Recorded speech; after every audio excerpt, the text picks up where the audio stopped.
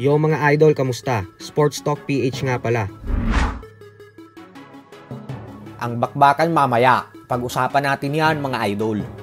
Ngunit bago ang lahat ay huwag kakalimutang mag-subscribe at i-click ang notification bell button for more sports talk. So ilang oras na nga lamang ko at magaganap na ang isa sa pinakabigating bakbakan ngayong taon, kung saan magtutuos na ang dalawang undisputed world champions na sila Canelo Alvarez at Jermell Charlo. At bagamat nga po naging marespeto ang dalawa sa isa't isa sa buong build-up ng mega showdown na ito, ay nagbanatan na sila ngayon, kung saan nagbigay na sila ng huling pagbabanta sa isa't isa. Ayon po kasi kay Charlo ay hindi daw siya nakakaramdam ng kahit konting kaba o pangangamba na harapin si Canelo.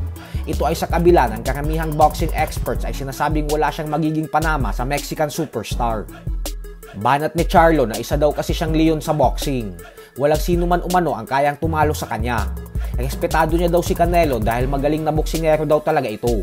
Pero hindi niya daw talaga nakikita ang sarili niya na matatalo kay Canelo, sa dahilan na napakalaki ng tiwala at kumpiyansa niya sa kanyang sarili.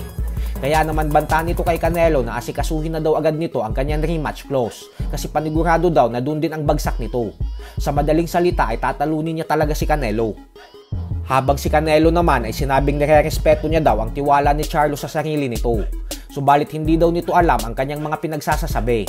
Sa laban umano nila mamaya ay malalaman din nito ang kanyang pinapasok, kung saan magigising na daw ito sa katotohanan. Makikita umano ni Charlo na wala pa ito sa level niya. At para naman sa sinasabi ni Charlo na isa siyang leon, ay bumanat naman nga po si Canelo na hindi niya daw alam kung ano ang tawag sa hayop na tumatalo sa leon. Basta ang sigurado daw niya ay kung anumang hayop yung tumatalo sa leon, ay siya umano yun.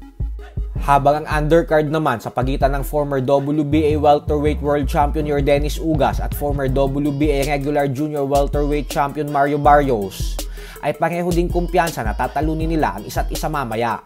Parehong may malaking misyon ng dalawa, dahil target ni Ugas na patunayan sa buong mundo na bagamat natalo siya kay Errol Spence Jr. mahigit isang taon na ang nakakalipas, ay gusto nitong ipakita sa lahat na isa pa din siya sa pinakamatibay na fighter sa 147-pound welterweight division.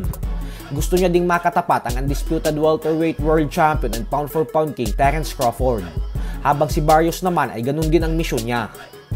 Samantala, isang magandang balita naman nga po para sa ating mga Pinoy boxing fans. Ito po ay dahil muling naging matagumpay ang pambato natin na si Olympic silver medalist Carlo Paalam sa naging laban nito kagabi lamang sa kasalukuyang Asian Games na ginaganap sa China. Tinalo ni Paalam via split decision ang matangkad na pambato ng Kyrgyzstan na si Monarbek Setbak. Dahil sa panalong ito ni Paalam, kaya naman umabante na siya sa quarterfinals ng nasabing torneo. So hanggang dito na lang po muna tayo mga idol.